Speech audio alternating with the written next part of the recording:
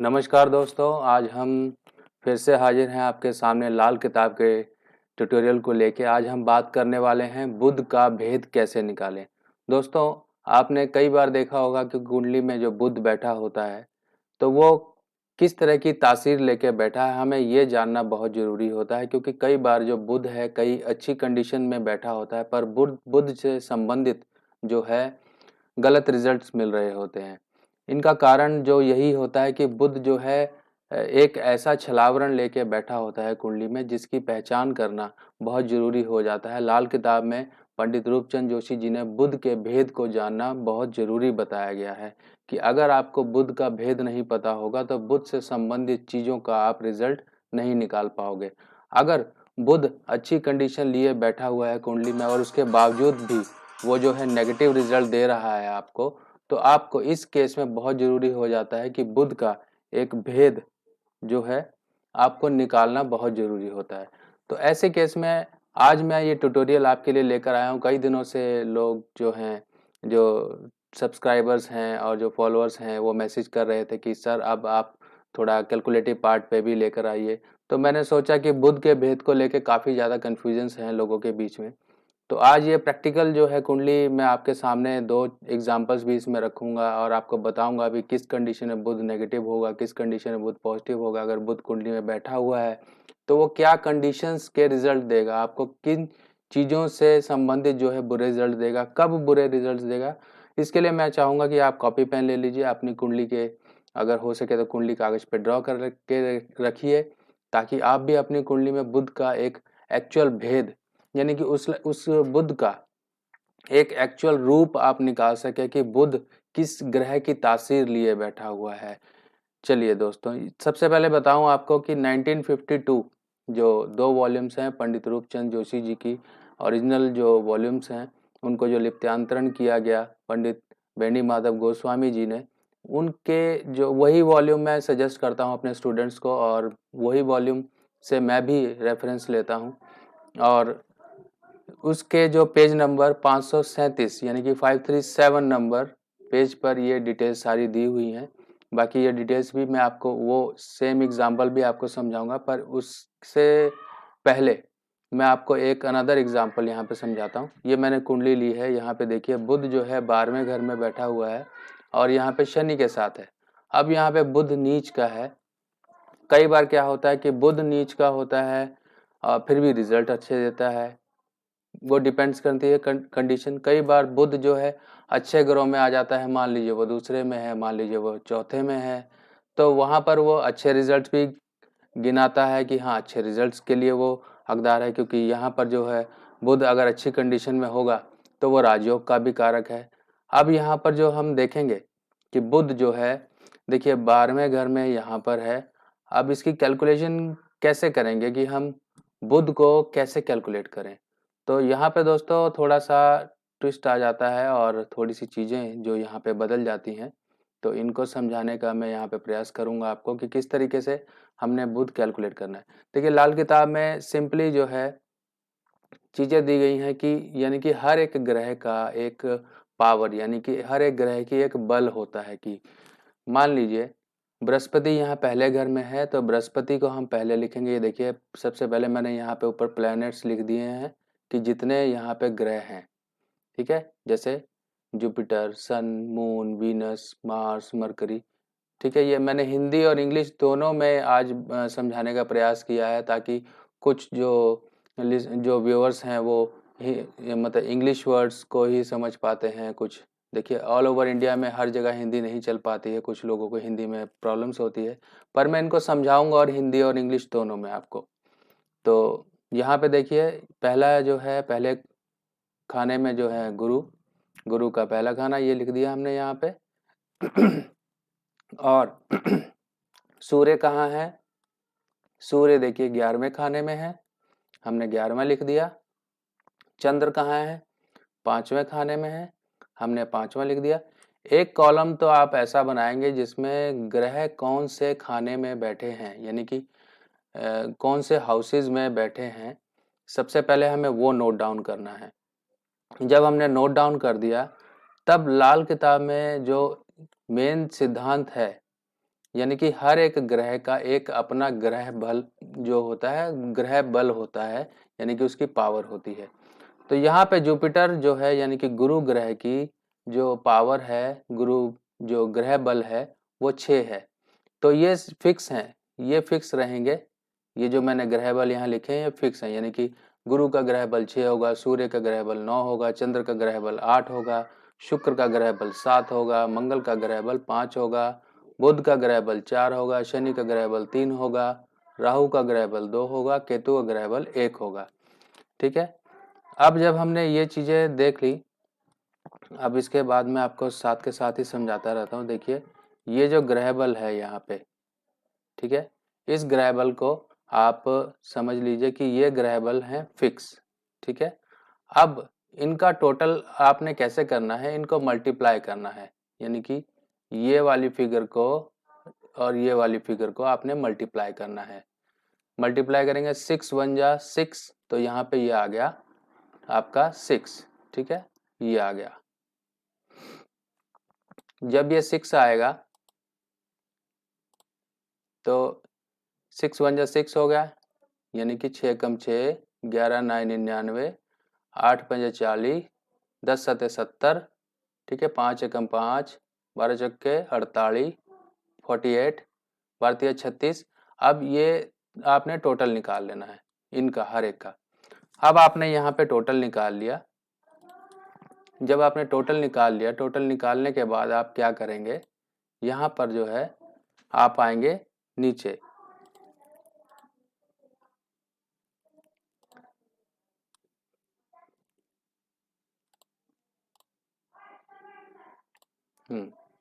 अब यहाँ पर आप आएंगे नीचे, तो नीचे आप देखेंगे कि ये अब इन सब चीज़ों का आपने टोटल कर लेना है, यानी कि जो आपने टोटल आपका निकल के आया 6 कम 6, ये 6 6 99 40 70 5 48 36, इन सब को आपने टोटल कर लेना है।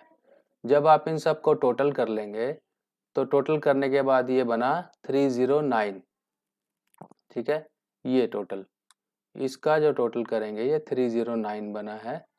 अब 309 यानी कि आपने देखिए सबसे पहले ग्रह देखा कौन से घर में बैठा हुआ है वो आपने लिखा। ठीक है, हर एक ग्रह को ऐसे दोबारा से रिवाइज कर लीजिए। हर एक ग्रह देखा, बृहस्पति पहले घर में है, सूर्य 11 में है, चंद्र 5 में है, ये आपने सब लिख लिए। उसके बाद उनकी जो डिजिट आया, यानी कि जुपिटर पहले घर में है, गुरु पहले घर में, तो आपने 6 से गुणा किया क्योंकि 6 उसकी ग्रह बल पावर है। तो 6 गुणा 1 6 आ गया। ये सारा जो आया नीचे मल्टीप्लाई करके, इनको आप फर्दर सबको टोटल प्लस कर लेंगे। प्लस करने के बाद ये आया 309।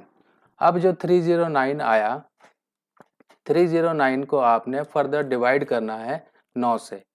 ठीक है, 9 से डिवाइड करेंगे, इसका हमने मेनली रिमाइंडर लेना है। यहाँ पे मैंने डिवाइड करके रखा हुआ, ये देखिए 309 जो आया, 309 को हमने 9 से डिवाइड किया, 9 तिया 27, 27 यहाँ पे 3 बचा, 30 में से 27 निकाला तो 3 बचा, ऊपर से 9 लिया 39, 9 चौके 36। अब यहाँ पे जो रिमाइंडर बचा, ये रिमाइंडर हमको देखना है क्योंकि यही रिमाइंडर है, इसी रिमाइंडर से हमने चलना है। अब यहाँ पे देखेंगे कि रिमाइंडर आया 3। अब जैसा कि हमने ऊपर देखा था कि हर एक ग्रह की एक पावर दी गई है। ठीक है, तो यहाँ पे हमने ग्रह बल क्या देखना है, ग्रह बल ये देखना है कि यहाँ पे जो पावर आई है ये आई है 3, यानी कि रिमाइंडर हमको देखना है, इनको नहीं देखना है, इनको नहीं देखना है, हमको जो बचा हुआ है रिमाइंडर यानी कि 3। अब हमें 3 देखना है, 3 किसकी ग्रह बल पावर है, 3 देखिए यहाँ पे शनि की है। ठीक है, अब हमें ये देखना है कि शनि कुंडली में कैसा है। देखिए शनि को समझने के लिए अब हमें ये समझ आ गया कि जो बुध है, बुध जो है एक रूप लिए बैठा है शनि का, कुंडली में शनि का रूप लिए बैठा है, यानी कि वो बुध नहीं है एक्चुअल में, वो एक्चुअल में शनि है। शनि है, तो अब शनि कैसा है कुंडली में, शनि देखिए कैसा है। शनि का जो है एक उसूल है कि जैसे राहु केतु होंगे वैसा ही शनि मतलब उसकी पावर होगी। अब शनि राहु केतु, शनि शुक्र, इन सब चीज़ों को देखकर ही हम शनि की एक पावर को एनालाइज करते हैं कि शनि यहाँ पे अच्छा है कि खराब है। अब शनि यहाँ 12वें घर में है, चलिए माना कि ठीक है अपने बृहस्पति के घर में है, पर 12वें घर के शनि होने के बावजूद इसके जो एजेंट हैं राहु केतु, उनको देखिए। यहाँ पर केतु है तीसरे घर में जो कि नीच कंडीशन में है, राहु यहाँ पे 9वें घर में है जो कि बृहस्पति के पक्के घर में है। तो यहाँ पर दोनों के दोनों यहाँ पे नीच हैं। अब जब केतु और राहु यहाँ पे नीच हो गए तो यहाँ पे शनि ठीक नहीं रहा, क्योंकि शनि के जो एक्चुअल पावर्स हैं उसके हाथ हैं वो यहाँ पर प्रॉब्लम में हैं। अब यहाँ पे जो हमने बुध की एक कंडीशन समझी, तो बुध जो है शनि का रूप लिए बैठा है, यानी कि शनि जो वहाँ पर कुंडली में भी कमजोर है, तो ये बुध भी बुरी तरीके से कमजोर है। अब दो शनि मिलकर 12वें घर में खाना नंबर 12 में नेगेटिव रिजल्ट का असर दे रहे हैं। अब इन चीज़ों को आपने समझ लिया, अब इसके बाद हम समझेंगे इनके रिजल्ट क्या रहे। देखिए ये जो जातक है, एक तो इसकी जो है 28 साल तक उम्र तक काफ़ी स्ट्रगलिंग रहा, इसकी फैमिली में काफ़ी इश्यूज़ रहे, इसको हेल्थ इश्यूज़ रहे, इसको जो है सेंसेशन पावर जो है इसकी चली गई, इसको डेंटल इश्यूज़ हुए, इसकी सिस्टर को इश्यूज़ हुए, इसकी फैमिली में काफ़ी ज़्यादा प्रॉब्लम्स आई, क्योंकि बुध से संबंधित जो भी इसकी बुआ बहन मौसी बहन इसकी वो प्रॉब्लम में रही, बुआ इसकी वो डेथ हुई अचानक, ठीक है। तो 17 साल और 34 साल तक का एक फेस रहा, वो काफ़ी स्ट्रगलिंग रहा। 34 साल के बाद 34 साल जब 34 साल का एक फेस आया तो उसकी बहन के ऊपर बहुत ज़्यादा मुसीबतें आई। तो ये एक बुध ने जो हमने भेद निकाला बुध का शनि के साथ, तो ये एक भेद निकला कि यहाँ पर शनि भी नेगेटिव है और बुध भी नेगेटिव है, दोनों के दोनों नेगेटिव यहाँ पे 12वें घर को तबाह कर रहे हैं। अब इसके साथ साथ हम आगे बढ़ेंगे कि हम जो 1952 में एक्चुअल वहाँ पर जो एक एग्जाम्पल दिया हुआ है, एग्जाम्पल ये है, आप देख लीजिए कुंडली पेज नंबर 537 पर, यहाँ पर एक एग्जाम्पल दिया हुआ है कि हमने इस तरीके से बुध का भेद निकालना है और रेमेडी किस तरह से करनी है। तो रेमेडी को मैं आगे थोड़ा सा अभी इस एग्जाम्पल के बाद आपको समझाता हूँ कि रेमेडी कैसे करनी है। रेमेडी करने का क्या तरीका होता है कि अगर मान लीजिए बुध आपने देख लिया कि बुध यहाँ पर तो गलत प्रवृत्ति का बैठा हुआ है, गलत हैसियत लेके बैठा हुआ है, तो हमें उपाय क्या करने हैं। वो उपाय भी डिपेंड करता है कि किस तरीके से करने हैं, वो भी यहाँ समझाए गए हैं और मैं आपको स्टेप बाय स्टेप उनको समझाऊंगा। दूसरा एग्जाम्पल ले लेते हैं कि यहाँ पर देख लीजिए शनि 12वें घर में है और बुध तीसरे घर में है।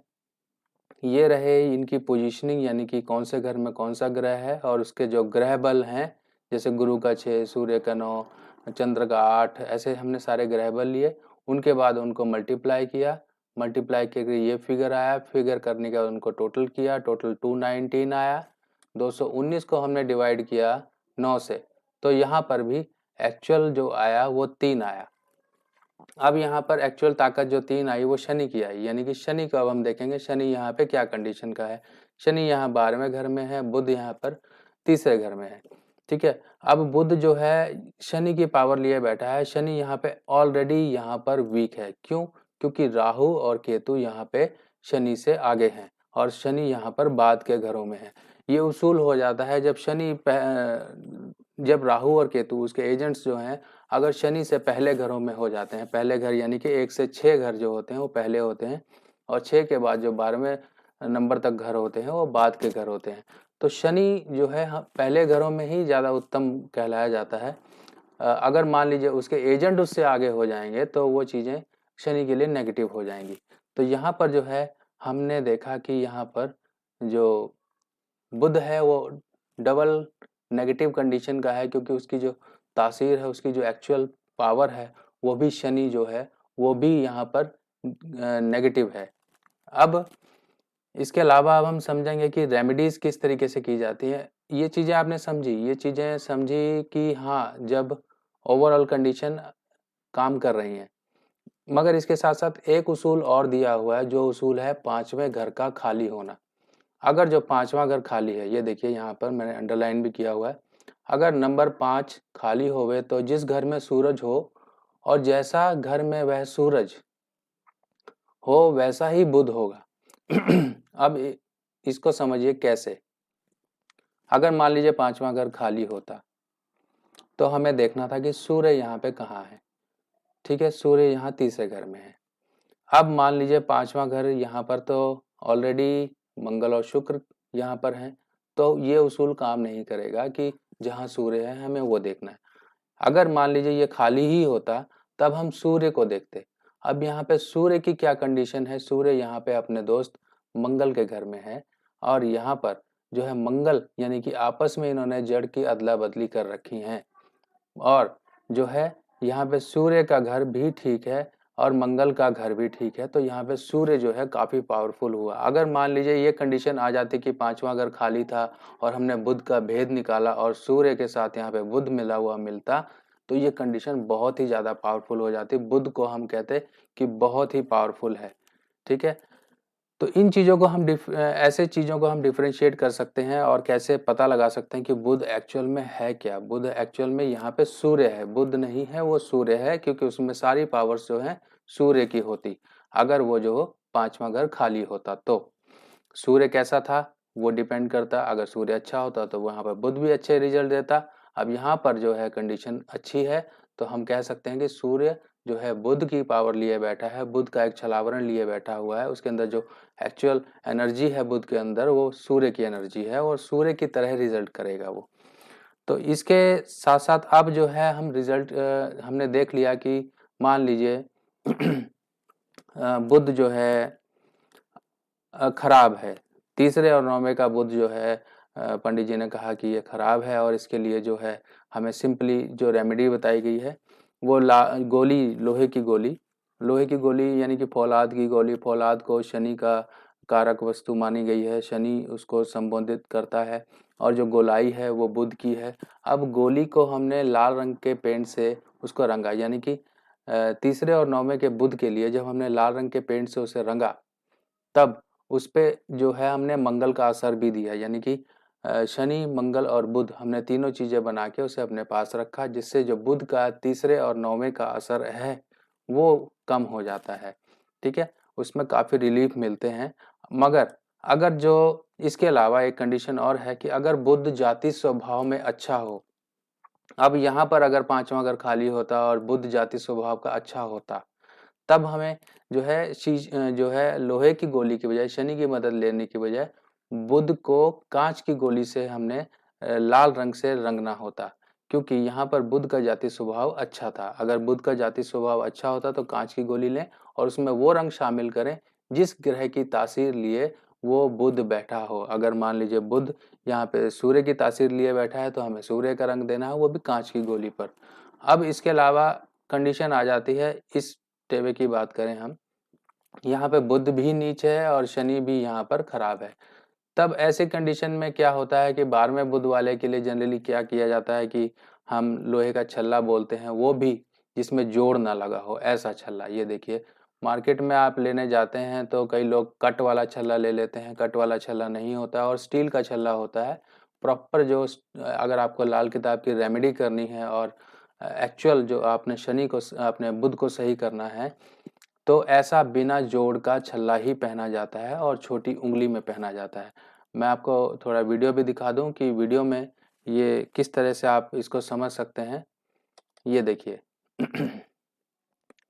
आप ये देखिए इस तरह के छल्ले होंगे, ये मेरे पास अवेलेबल हैं, आपको जिसको चाहिए मंगवा सकते हैं।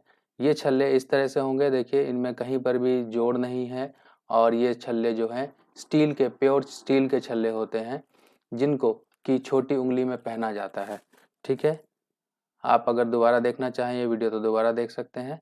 इसमें आपको काफ़ी अच्छे से समझ आएगा कि एक्चुअल जो लाल किताब की रेमेडी होती है और एक्चुअल अगर हमको रेमेडी करनी है बुध की, तो इस तरह का स्टील का छल्ला ही पहनना होता है जिसमें ना तो कोई कट हो ना कोई जोड़ हो। बुध की एक्चुअल रेमेडी स्टील के छल्ले और बिना जोड़ के छल्ले की ही होती है। अब हमने ये चीज़ें समझी, अब इसके बाद और रेमेडी क्या हो सकती हैं अब यहाँ पे समझेंगे कि बुध यहाँ पे ऑलरेडी खराब है। अब बुध से संबंधित जितनी भी चीजें हैं, हरी चीजें, बहन, बुआ, मौसी, आपके दांत जिनके बुध खराब होंगे उनके दांतों की अलाइनमेंट डिस्टर्ब होगी, उनके दांत ऊपर नीचे होंगे, उबड़ खाबड़ होंगे, उनके दांतों में प्रॉब्लम होगी, उनके मसूड़े में प्रॉब्लम होगी। ऐसे लोगों के लिए नाक छेदन या फिर अपने घर में जो उनकी बहन बिटिया है उनकी नाक छेदन करवा सकते हैं।